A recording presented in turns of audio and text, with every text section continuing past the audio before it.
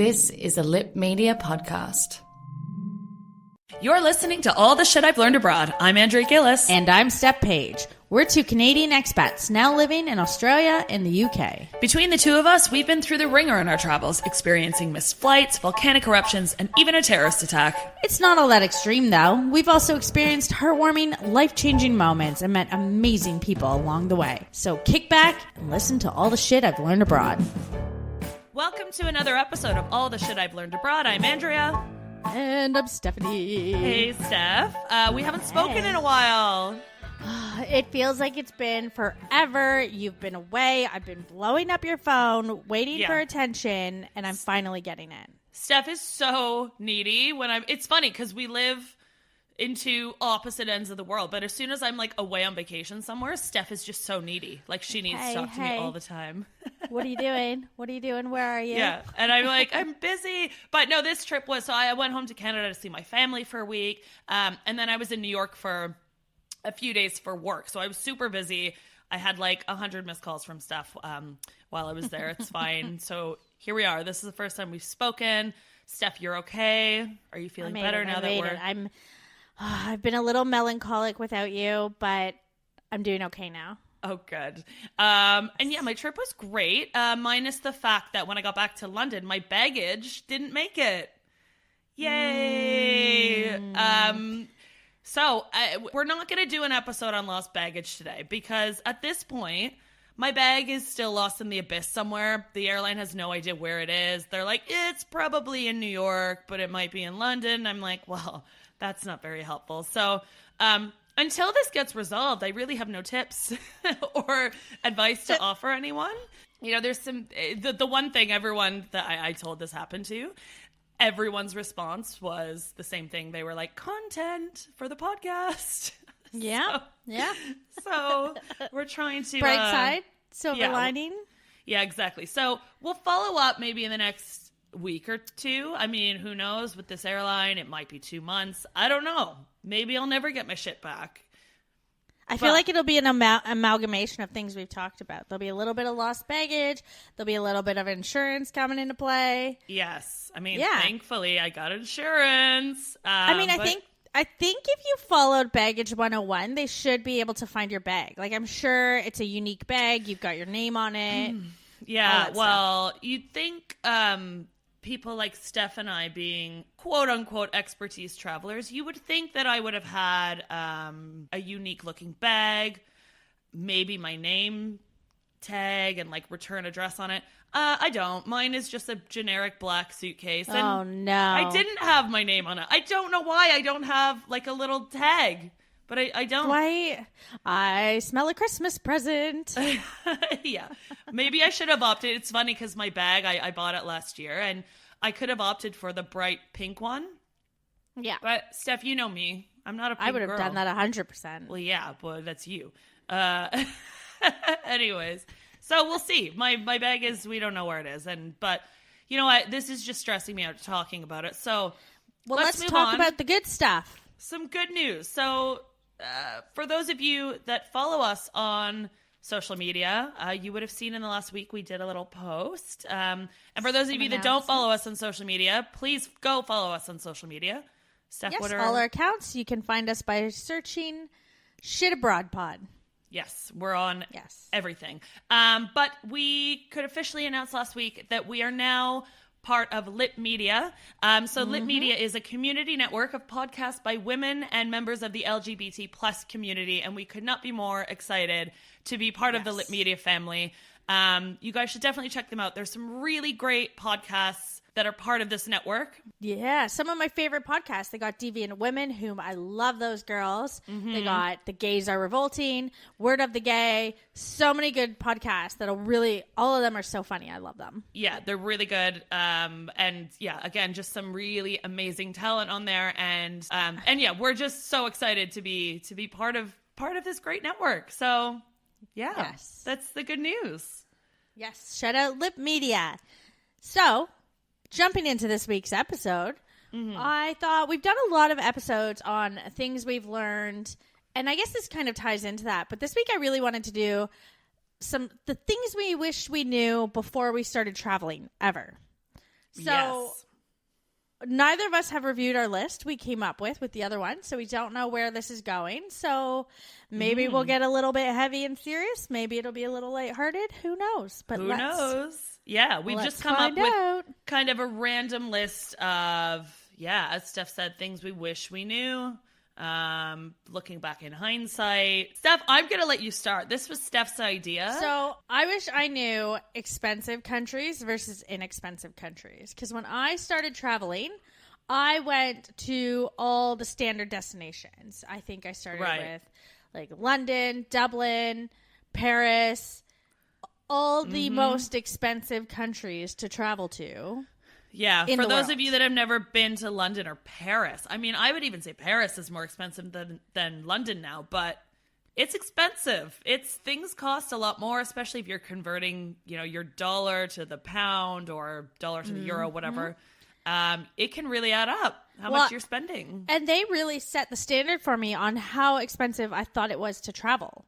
It wasn't until I really kept going and exploring more that I was like, wait a minute, why is this so cheap? And they're like, because you're not in London. Yeah. So if you're looking at countries like, anywhere in like Southeast Asia, probably a lot of places in South America, you can get by. Yeah. I just really picked, the big cities, the ones you hear about all this often. And as you go, you realize the lesser known ones are the gems. They're more affordable. You get a lot out of it. I just had no idea. I was like, oh, okay, I guess I'm going to book a flight to London.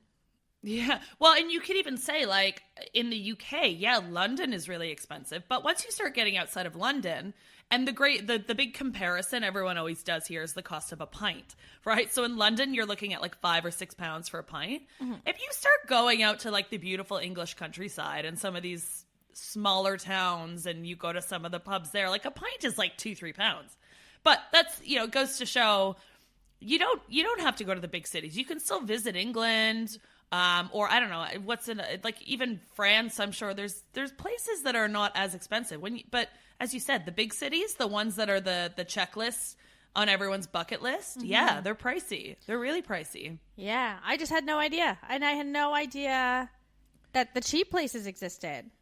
Like I remember the first time I went to Portugal, I was just like, feeling like I was stealing everything everywhere and I wanted to run away. Like I'd pay for something and want to run before they noticed. Yeah. But no, it's just cheap. Yeah. And that's it. Especially if we're talking Europe specifically, not all of Europe is expensive. Again, I think I've been such a massive advocate on, visiting countries in like Eastern and Central Europe. Like you go to places like Poland.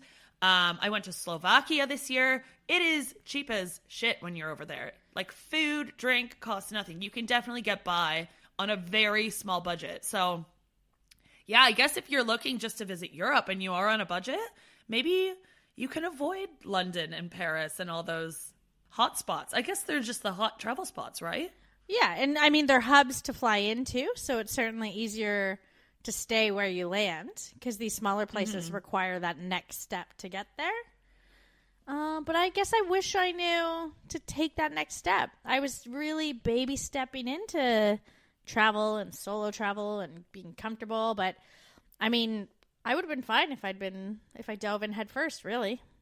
Yeah. So for anyone that is traveling for the first time or looking to do even like a solo trip and you are on a budget, just do a bit more research. Look at some other cities in again, I know we're talking specifically Europe, but there's a lot of countries that you can go visit that you will get by on, $10 in Thailand will get you much further than $10 in London, England. And I did, it's funny because I'm using Europe as the example because that's where I traveled first. But I did the exact same thing in South America. I spent a month in Brazil, month in Argentina, just because they're the two big South American countries when I could have done so much more outside of those places. So, lesson learned a few times. Yeah. Yeah. What's first on your list there, Andrea? So my first one, and this goes kind of back into kind of what you're saying, saving money and budgeting. Mm-hmm. I wish I knew about haggling in markets. So I remember the first time I went to Morocco and I was shopping in the souks Yes. And I didn't realize that you could like barter with them. Mm-hmm. And I visited a couple other countries after. I think when I was in Hong Kong, I went to the ladies' night market there. And same thing, I didn't know you could like haggle prices. And then, yeah, the more I spoke to people that had, I don't know, visited just like random countries and talking about shopping in markets, everyone was talking about like bartering with people selling them stuff. And I'm like, wait, is this a thing? And then when I told people about my first time going to Morocco, they're like, you didn't haggle prices with them there? I'm like, no, I thought that was this set price. So I wish I knew that. I had no idea. Have you gotten good at it now?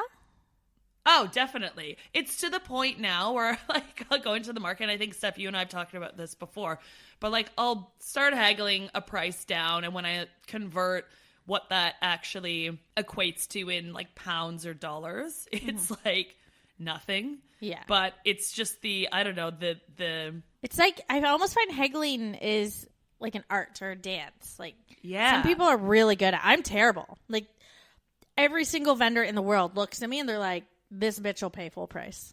They know. Yeah. Like, I try to go under, like, even a couple dollars. And they're like, no. They're like, if this price are out of my stall. And I'm like, oh, okay. Yeah. Do you remember when I was in Australia, Steph, and we went to the market in Melbourne and I was buying like gifts for people back home? And I think the guy, like everything was going to cost, I want to say like $40 or something. Yes. And I was like, oh, can I get this down to like maybe like 25? So he like calculated everything. He's like, let me see what I can do for you. And then he came out. He's like, I can do it for 38. Yeah. So I'm getting $2 off. And in my head, I was like, oh, it's fine. I can't be bothered right now to haggle. But see, like now that I know that in a lot of markets, you can haggle a price with them, I'll do it. Whether or not it works or not, I still do it. But I wish I'd known because again, the first time in Morocco, like I'm just thinking about all the crap I bought. Like it wasn't even fancy stuff. I'm like, oh, I probably could have got this for a lot cheaper. Oh, definitely in Morocco. They'll go way down. Yeah, exactly. So they probably thought this chick's an idiot. But yeah, guys, if you're going, I guess again, goes back to doing your research. But if you know you're going to be in a country or city where there's markets there and you're going to do some shopping, just suss it out and observe other people doing it as well. You might see people going back and forth on prices. I wasn't very observant of that. I was kind of just in my own little bubble. So that's my first one. Yeah. I like it. Good. That didn't even come on my radar because I'm so bad at it. So I'm glad. Because you just don't do it. You know that you can do it, but you're just so bad at it, you just don't do it, right? I don't even know how it comes out. I feel like if I start to say the words, can you give it, like, I'll just fall. Like, I'm so bad at it. Like, I'll just drop. Ugh, awful. Well, obviously, I'm not very good at it either. If I only got $2 off my purchase in Melbourne. It's a skill we're both working on. Yeah, we'll get there. All right. So next up for me, I had naked Europeans. What? Say that again. Naked Europeans. Oh, okay. Because a lot of my traveling when I started was in hostels. And like I said, a lot of it was in Europe. And Europeans, not all of them, I mean, but a lot of them, are very comfortable just being naked and nude. And they don't have the same, prudish kind of attitudes we do in North America. And so when they're getting up and getting ready, because I normally sleep in later than everyone in the hostel getting ready. Like I'm that person that gets up at 9 or 10.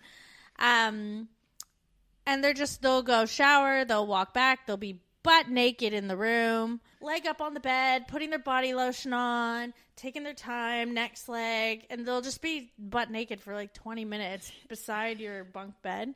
And you're like, no, okay. Like, I guess this is a thing. Do you think it's because they look better than us naked? I mean, they definitely, maybe if I look like that naked, I would do that also. Maybe, I don't know. I never did. That's true. I guess they're just, if you go to like Portugal, we bring up again, but anytime I'm ever in Portugal, on the beaches, the women, they just walk around. Spain is the same thing. They just walk around topless. It's not really a thing. Whereas in North America, if you see like anyone walking around topless on a beach, it's like, whoa. Guys, what's happening I here? see boobs right now. I remember even being in Barcelona a couple years ago. I was there for a festival, and another friend of mine, she was there, and I was going to go meet up with her on the beach. So she texted me. She said, hey, we're on this beach. She's like, but I'll forewarn you, this is a nudist beach. And I'm like, that's fine, whatever. Like, we're in Spain. And she's like, oh, but the next warning is we've befriended this guy, or he's sort of befriended us, and he's kind of chilling with us, talking, but he's totally naked. So don't be alarmed when you get here. So I turned up, and this guy's just like laying there on his side, just very casually. And he's like, oh, hey, nice to meet you. And like got up, shook my hand, and I'm like, hey, I can see your penis. But he didn't think anything of it. He was just a Spanish guy that was like, what's up? It's just a casual Saturday afternoon on the beach. I'm like, yeah, well, all right. And that's what, I don't know if you remember, but remember when you and I were in Dublin? So there were these two French guys in our hostel. It was a small hostel room, mixed dorm. And there were these two guys who spoke only French. Like, we tried to speak to them earlier in the day. They had no English. And then they came back. You and I were already in bed, and they came back late, and they were very clearly drunk. They got naked. I just remember them walking around naked, and I was on the bottom bunk. So oh, right. It was just like naked. You saw everything. Right there. And they went to bed, whatever, no problem. You're going to remember these guys in a second, because they got up in the middle of the night, and they were so hungover from drinking so much. And they kept, they were just walking around our room going, water. Which was funny, because why were they saying it in English? Yeah, maybe they did want us to get them water, because, these guys spoke no English, and suddenly, hungover in the middle of the night, they reverted to English. Yeah. They knew how to say water, yeah. I do remember that. But they were just roaming around the room completely naked, looking for water. Like, I sort of woke up. I was on the top bunk, and I looked down. I'm like, what is happening right now? And but Steph, I guess you would have had a full show down there. Definitely. And it wasn't like they were just going to the washroom to get a glass of water. They were still probably quite drunk and just walking from wall to wall, back and forth in the hostel room, saying water. They weren't getting water. They were just like, oh, I bumped into a wall. I guess I'm going to walk backwards now. Like, and I was just like, oh, what are these? This is the French. Yeah, just put some clothes on. But we're not used to it. But in Europe, you're right. People they don't give a shit. Yeah. They'll let everything hang out. Again, I feel like it's because they look better than North Americans. I mean, I'm not disagreeing. They don't have like supersize McDonald's orders in Europe. That's not a thing. There's a reason that North Americans are obese. Oh, I mean, and no shame. Hey, even if you don't have a great European ass, let it all hang out if you want when you're in Europe. No one cares. Yeah, it's true. So what do you got for us now, Andrea? Give me something. My next one is, I wish I knew about African time while I was in Tanzania. Do you know what I'm talking about? Well, it's a term. I do, but I feel like everyone has, like, you're on Caribbean time. Yeah, but I didn't know when I was in Tanzania. I didn't understand African time. I didn't learn about what this concept was until after I came back. And it's an actual term. I didn't know about this. This is the whole idea of this podcast, but you're saying I should have known about it? No, but there's also a term like Jamaican time, and there's also, and it always means, we'll get there when we get there. Like, we said 5. We're here at 6. Yeah. Well, I've never been to Jamaica or... Oh. So I'm talking about what's known as African time. So you were obviously that person who showed up to everything on time. And we're like, why? But not even that. Like, anytime we ordered a car, like, they were late. Like, everything was late. And I'm like, why is, as North Americans, we are taught to be punctual and all about timekeeping and, being on time. If you're late for school, if you're late for work, you get in trouble for that. But when I remember being in Tanzania, not only was it things, like I said, cars picking you up or what time dinner was at, but when we were climbing Mount Kilimanjaro, the most infuriating thing during the day, so we'd be walking and we're like, hey, what time are we going to get to base camp? Like, how much more time? You're exhausted when you're walking for hours on end. And I remember every time our tour guide, they'd be like, 20 minutes. Yeah. And so for the first 2 days, we'd be like, all right, 20 minutes, we're almost there. And it was not 20 minutes. It was always like 2 hours. And so we quickly learned, okay, 20 minutes actually means 2 hours. I mean, it didn't necessarily, but every time you would ask one of the guides how long until anything, it was always the generic 20 minutes. 20 minutes. Everything's 20 minutes, and they have no idea the concept of 20 minutes. So that made me laugh. Yeah, it wasn't until I got back and I mentioned that to someone who'd been there, obviously been to Africa, and they're like, oh yeah, that's known as African time. They're just very chilled about it. They're very relaxed on timekeeping, and they're not very punctual, but it's a very laid back. And as you said, Steph, it's like that in other countries as well, but... Yeah, I guess if you don't know, you don't know. Well, yeah. If you don't know, now you know. Don't finish the end of that lyric. I don't know the next lyric, to be honest. And as I was singing it, I'm like, do we have to edit this out? Like, is this copy? Like, are we? But no, it's fine. You can quote lyrics. It's perfectly fine. Oh, good stuff. Yes, so African time. Just that would drive me crazy because I'm someone who's not just always on time, but I always show up early, and I get an eye twitch when there's like if we're meeting at 7 and it's 6:59 and someone's not there yet, I'm like, okay, they better not be late. Yeah, I'm the same. So don't count on it if you go to Africa. I mean, I was only in Tanzania, but again, this is from what I've heard. They're like, yeah, it's everywhere. Like it's just so chilled out there. They're probably like, these Canadians need to relax. Yeah, relax. Yeah, 20 minutes. Oh, good stuff. Well, speaking of Tanzania. All right, next one. My next one came to a head in Tanzania. So the one thing, growing up, the one thing you don't think about is toilets. And, we grew up, we got the seated toilets where you sit. And it's funny because you see a lot of travelers post photos of funny bathroom signs, like, do not squat on the toilet. Do not stand on the toilet. And it seems so funny, but then when you travel to other countries and you realize they don't have these seated toilets. There's either toilets in the ground. There's like toilets that are just holes. Like squatters. Yeah, there's ones that look like urinals, but they're flat on the ground and elongated. Like they almost look like a baby bath. Like there's so many different kinds. Yeah. And when I first started encountering them, I avoided them like the plague. I'm like, I'm not going to do this. I'm just, because a lot of the Southeast Asian airports I've been to, they have the floor level toilets, and then they'll have two stalls of the kind of North American style toilets. And so I'd always just use the two stalls. But when I was in Tanzania on my safari, there was one night where we were out in the middle of nowhere, and there was, I guess people could go there to camp, but it wasn't set up, but they dug one of these in the ground toilets and installed one. So of course, my first time using it is me and two girlfriends, and we had to have flashlights because there's no lighting in these bathrooms. So they had to they shone their flashlights around the door corners so I could have a light. And of course you're thinking about spiders. This is basically like 4 walls just in the middle of the Serengeti. Yeah, and I had to use the full-on squatter with light from 2 flashlights and sort it out on your own. And I dropped my water bottle in the toilet. Oh, did you retrieve it? No, I didn't. Well, I chucked it. I was like, let's not get into details, but it was not a pleasant experience. But I realized it is, because there's studies that say that the squatting method is actually anatomically better for your body than a seated toilet. Oh, well, especially for number 2. Well, they've got this thing now. It's called a squatty potty.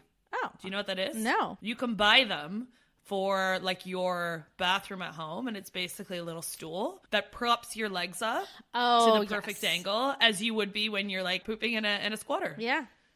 It's great. I know someone that has one. He says it's amazing. Well, honestly, after you use the floor level ones for a while, you realize it does even feel better for your body. But I realized too why so many people stay in better shape. Like, you got to be a bit fit to be able to squat for a while. you need good quads and good glutes, because you're basically in a squat position. And if you're doing that a couple times a day, that's a workout in itself. Yeah. Yeah. 2 times a day to stay healthy, guys. If you're not doing it 2 times a day, then you need to get your shit checked out. The thing is, literally your shit. The thing I got to say though is, like, I didn't know these existed. So when I first saw them and the first couple times, I didn't comfortably know how to use. Like, I still never used a bidet. I was just gonna say, I know people. bidet. I've never used one. I know people who swear by them. They love them, and I envision like just it. It's not pretty what I envision. Let's just say that. Well, and I just don't understand. Well, okay, and I've never used one either, but my friend. It's actually the same friend that has the squatty potty, funny enough. He has a theory, right? Because he's big on using a bidet. And he has this theory, right? If, say, a bird shit on you. Yes. And you needed to clean it off. Yep. What would you do? Would you get a dry napkin or would you get, like, a wet one? I'd get a wet one. Actually, huh? I'd get a wet one. Right, exactly. Like, you would get stuff to actually wipe that off with, not a... So his theory is... your butt, when you're wiping yourself after number 2, it's the same theory. Why would you just grab a dry... I guess I'm just envisioning people who don't have, like, healthy formed, and it's just making it worse than better. That's what I'm envisioning. I mean, it's essentially hosing off your butthole. Yeah. It's like getting right up in there. It makes sense. I mean, again, Steph, we need to try a bidet, and maybe we do a whole episode on bidets. You go first. I've been to so many places that, like, even in Milan recently, we had a bidet. Mm-hmm. We had a bidet in both the bathrooms. Did any of us use it? No. I don't know why. It's intimidating if you have it. Well, that's the thing is, like, no one tells you how to do it properly. So I'm envisioning, like, some bathroom shitty shower going on somehow.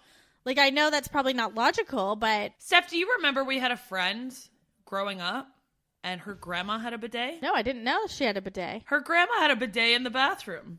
Oh. They were a Portuguese family. Yeah. So I thought that was hilarious. Like, we should have tried it back then. Yeah. A lot of chat about bidets and... That was a lot of toilet. My next one, and this one's really bad, and I hate to admit it, but it's the truth. Yeah. I wish I knew not to ride the elephants in Thailand.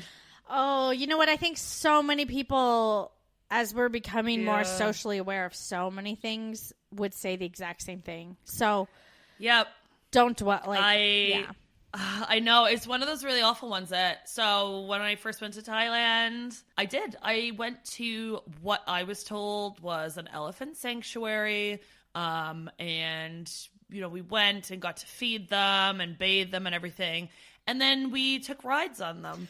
And I have pictures of me riding elephants and thinking back, like as I'm saying this, like it's just making me cringe. Mm-hmm. I didn't know that this is totally unacceptable. And what happens in Thailand, they will market these places where you go see the elephants as a sanctuary and make you think that, hey, they're taking care of them there. Most of the time they are not. Mm-hmm. These elephants are pulled out of the wild.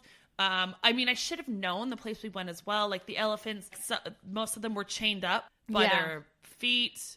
I'm thinking, how can this be a sanctuary if they're everything in hindsight, right? And then the more I kind of researched this stuff as I got back, I realized, I'm like, wait, this isn't okay. But at the time, I feel like we didn't talk about it as much. Like now I feel like most people do know not to go. When you went to Thailand, Steph, when did you, I don't know what year you went. I was there in 2015 and I did know at that point not to ride the elephants. And it was heartbreaking because you drive down the road too and you see baby elephants chained up to a tree for tourists. And there are tourists who get out to go take photos. And that's why I think the message just needs to be shared. So I'm glad you actually said this one, to be honest, because a lot of people in Thailand now is a first-time traveler place for a lot of people. So someone needs to tell them. If you don't know and this is your first time seeing an elephant close up, it's incredible, it's beautiful, but you need to be aware and be smart. And I think two of the things you just said are the telltale signs of a quote-unquote sanctuary not being one is chains and rides. Because the sanctuaries that are really helping save elephants that can no longer live in the wild and have been abused or coming out of circuses or however, and are just letting them live out their natural life, they won't let anyone ride. They won't let anyone ride it. Right. Yeah. Because you should. There was someone I know that recently went to Thailand, and this person put videos and photos up of them riding the elephants. And I hate to be that person that like, messages someone to ruin their vacation. But I'm like, this is one of those things that I feel like I need to say. And so I sent them a message being like, hey, like you really shouldn't ride the elephants. And I said, I put my hands up. I'm like, I made that mistake the first time I went as well. So like, I'm not here, shitting on you about it. But just in case you don't know, but this person was like, well, no, I did know that. But he's like, oh, I'm kind of torn because, this place we're at, it's genuinely a sanctuary. Da, da, da, da, da. And I'm like, dude, it's not a sanctuary if they're letting you ride the elephants. They're telling you that. Yeah. It's not true. Yeah. Anywhere that lets you ride the elephants, it is not a fucking sanctuary. They don't have the elephants' best interests at heart. They are there to make money off of tourists and dupe tourists like they did with me and this other guy and make you think, and they're very good at making you think that these places are some sanctuary and like the elephants are super happy. They're not happy if they're chained up and being ridden God knows how many times a day, and that's not what they're there for. So anywhere, guys, if anyone tries to tell you, yeah, it's fine, we can ride the elephants, it's not okay. Don't do it, and don't give your money to these places. Well, and we actually have an episode coming up on different animal encounters in the world, around the world. Yeah. And how I know there's people who are on one end of it well, I don't want it to go into too much because we're going to do an episode on it. But it's a very real and valid issue all around the world. And it's a battle between educating people on animals and exploiting animals. We'll talk about that more coming up. Yeah. Oh, and don't judge me, guys. I feel really bad about saying this one, but hey, it's the truth. I mean, genuinely, out of my entire list, that was the one where I'm like, I fucking wish I knew that. Yeah.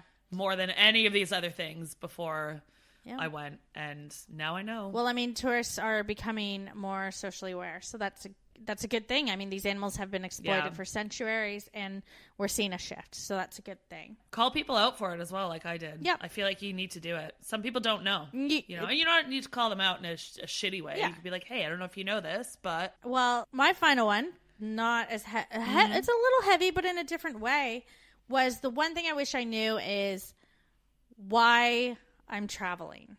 And I have to say, because I didn't really start traveling, I'd say, until I was 26. So I'd been to a couple places. I mean, I'd gone to Cuba with my friends. My parents had taken me here and there growing up. But I mean, really traveling and getting out to see the world.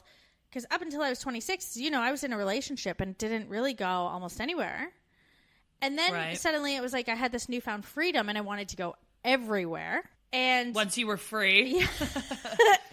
And I don't know why I was doing it then. I think I was doing it then because I felt like I was 10 years behind, not 10 years behind. I was 26. I felt like a lot of people go out and do this when they're 19 or 20. And all of a sudden I had this life moment of feeling like I was like 7 or 8 years behind what other people were doing in life, which is a bit silly because for me, I think if I'd gone and tried to do this when I was 19 or 20 for who I was back then, I would have gone to all these destinations, got drunk, partied, clubbed, and really done the same things I could do in Toronto if I wanted. Well, and not gotten anything out of it. You probably weren't at the same, like, mentally prepared in terms of, maybe mentally prepared is not the right term, but I think I'm like emotionally or mature enough. Yeah, exactly. That's it. Yeah. Yeah, so I really wasn't mature, so I'm actually glad I didn't start traveling until I was 26. I definitely wasn't behind, and everywhere I've gone, I've learned things, I've got things out of it, because I'm a very spontaneous person. So, yeah, and I'm impulsive. Like, as you know, I called you while you were at dinner with your parents, and you didn't answer, so I called your sister. I'm like, I'm booking a flight to London right now. Like, will you be there? Yeah, that's right. Out of her neediness in the last week, I just got a message going, hey, I'm coming to London in March. I'm like, oh, great. Perfect. But I'm very impulsive and I'm very spontaneous, which I think in a lot of ways now in my life is a good thing. But if I had done this when I was younger, it wouldn't have been. So, well, just think about our first trip together. What did we actually do? And we were 24, 25. We spent a lot of time drinking. We didn't see a hell of a lot. Yeah, no, we didn't. That's it. Like, I'm agreeing with you. Like, I'm kind of the same. Like, when I travel now, I'm at an age and a maturity level that Like, hey, I actually want to experience things and see things versus, I guess that, you do see a lot of people do like gap years. And I do sometimes wonder like, and not them, but I'm like, if that was me at 19, I'm with you on that. I know exactly what I would have been doing for a year of traveling. And it probably would be seeing a lot or experience a lot. It would be, hey, I'm partying for a year. Yeah. Like, and I mean, like, I'm totally supportive of 19, 20-year-olds going on a gap year or traveling around Europe and partying too. Just get more out of it. Yeah. Just don't let that be the only thing you do. So I guess what I wish I'd known was to, every time before I go somewhere, be self-aware to ask myself, what do I want out of this? Yeah. You should keep doing that. Oh, always, forever. Yeah. Yeah. Forever and ever. Forever, ever. You're really loving the lyric quotes today, aren't you? Every day. I do work in the music industry. It's true.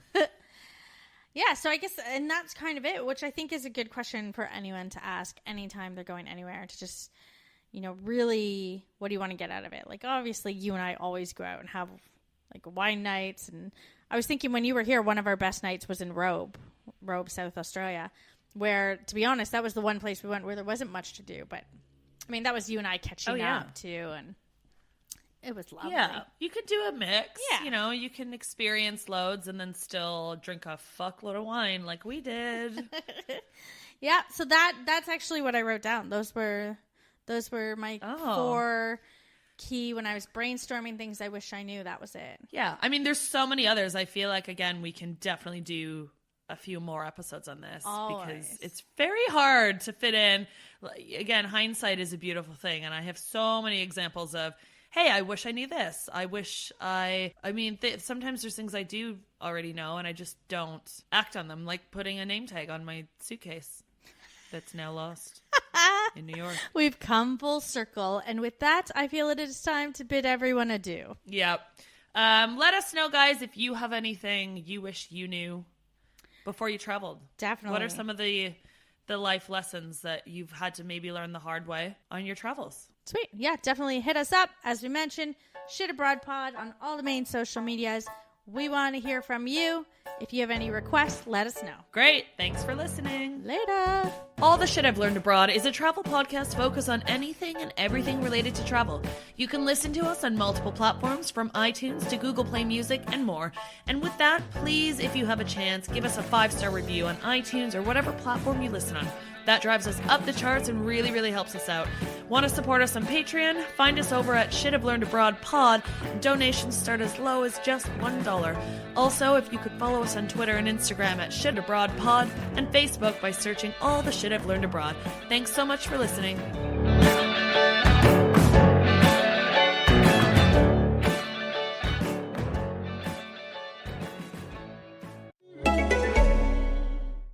At Toyota, we believe that American veterans have the strongest credentials on earth, especially when you consider that they spend years gaining valuable experience by putting their lives on the line to protect the country they love and the people that live here. But that doesn't always mean finding a career path is easy. That's why Toyota has partnered with Hiring Our Heroes to help over 150,000 veterans and military spouses connect with employment opportunities. We are Toyota USA.